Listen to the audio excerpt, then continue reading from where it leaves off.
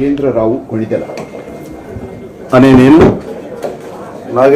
కొణిదెల అనే నేను ఆంధ్రప్రదేశ్ శాసన పరిషత్ సభ్యునిగా ఎన్నికైనందున శాసనం ద్వారా నిర్మితమైన భారత రాజ్యాంగం పట్ల నిజమైన విశ్వాసం విధేయత చూపుతానని, భారతదేశపు సార్వభౌమాధికారాన్ని సమగ్రతను కాపాడుతానని, నేను స్వీకరించబోయే కర్తవ్యాన్ని శ్రద్ధాశక్తులతో నిర్వహిస్తానని సత్యనిష్టతో ప్రతిజ్ఞ చేస్తున్నాను.